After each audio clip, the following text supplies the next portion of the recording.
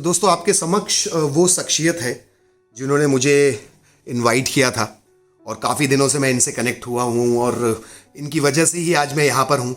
तो मैं सर को खुद बोलूँगा कि सर ही इंट्रोडक्शन करें, क्योंकि मैं तो इनका नाम भी नहीं लेना चाहता, because he is the lion of this den. Sir, over to you. My name is Major R.C. Sharma. I was born in this place, in village Dog, near Jwalamukhi in district Kangra. At the age of 10, I left this place and went to the military school in Belgaum.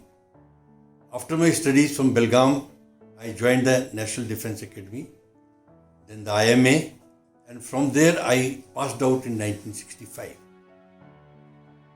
I retired in 1994, and after my retirement, I have come to this place. Now, having been brought up in this place, I have some obligations towards the region, which I wanted to somehow repay. With that in view, I started this ultimate survival campsite, for which I approached the tourism department of Himachal Pradesh, and they permitted me to have this camp here. Last 5 years, we have organized 2 very important races. One is Shivalik Ultra Run and the other is Kangra Cross Country Run. And the response has been very good. In the first race that we had, there were nearly 300 participants. They came from all over the world, mostly India, a few from Africa and Europe. Now, due to COVID, there was a slight downfall and we were not able to muster that many people. Now, on 13th, that is today, again we are having our 5th Shivalik Ultra Run, and we have around 100 participants in that. Even though the third wave COVID danger is still on, and that is satisfactory. तो sir, मैं इसमें आपसे एक सवाल पूछना चाहूँगा। वैसे मैं होता कोई नहीं हूँ आपसे सवाल पूछने वाला, बट फॉर माय व्यूअर्स, है ना, तो ये क्वेश्चन मेरा ये आता है कि सर आपके मन में ये थॉट कैसे आया कि ultimate survival camp? Because at your age, मेरे गांव में भी मेरे काफ़ी सारे मेरे चाचा हैं, पापा हैं, दादा हैं, मामा हैं, है ना, तो ये सोच आपने कहाँ से डेवलप की?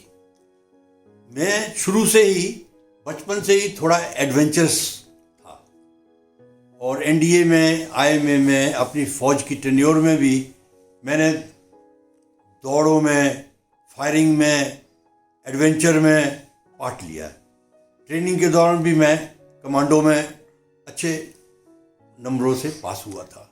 अच्छा। उस वक्त से मेरे दिल में एक ख्वाहिश थी, अच्छा, कि मैं जो कुछ जानता हूँ उसको अपने यहाँ के जो लोग हैं उनके साथ भी, ज्वाला जी के जो लोग हैं, हाँ जी, उनके साथ भी शेयर करूं और इस जगह को ऐसे डेवलप करूं कि ये एक टूरिस्ट स्पॉट जैसे हो जाए। एब्सोल्युटली। और तो लोग जो हैं यहाँ आना पसंद करें।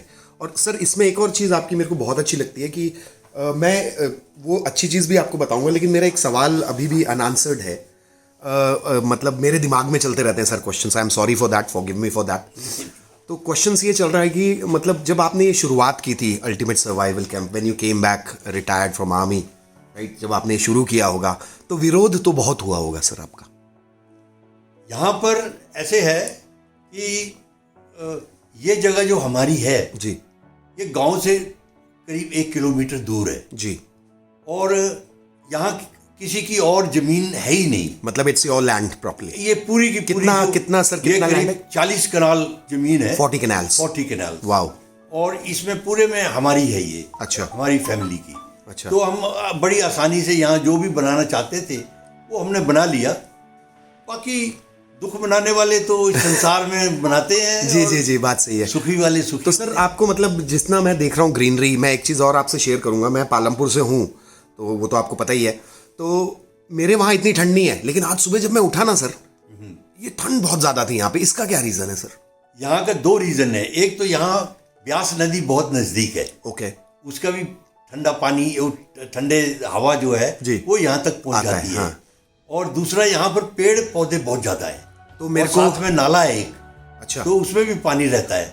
तो ये सब हालात की वजह से ये जगह, वैसे भी इस गांव को हमारे को डोग बोलते हैं। डोग का मतलब होता है डुगी जगह, गहरी गहरी जगह जी। तो उसकी वजह से ये जगह थोड़ी ठंडी है। अच्छा, और सर एक और चीज, आपके एक एम्प्लॉइज ने मुझे बताया कि सर हर साल यहाँ पे 2000 पौधे लगाते हैं, पौधारोपण करते हैं, तो उसके बारे में आपने नहीं बताया।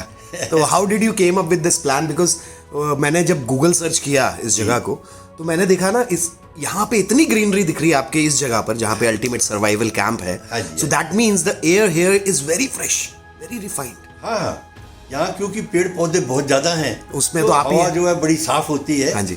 और मुझे बचपन से ही शौक था जी, जानवरों में इंटरेस्ट लेना, एनवायरनमेंट में इंटरेस्ट लेना, पेड़ पौधों में इंटरेस्ट लेना जी। तो उसको ध्यान में रखते हुए मैं हर साल कुछ ना कुछ प्लांटेशन करते ही रहता हूँ।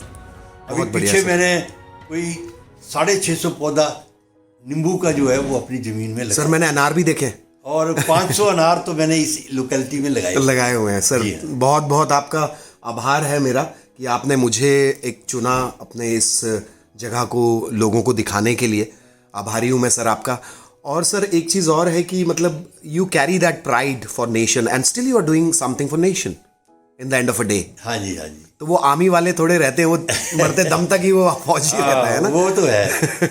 यहाँ पर हमारे पास क्या क्या फैसिलिटीज हैं उसके बारे में भी मैं आपको बता दूं। जी जी बताइए। यहाँ एक तो हमारे पास होम स्टे का फैसिलिटी है, जो कि टूरिज्म डिपार्टमेंट से अप्रूव्ड है। उसके अलावा हम लोग ब्यास नदी में राफ्टिंग भी कराते हैं, वो भी परमिटेड है।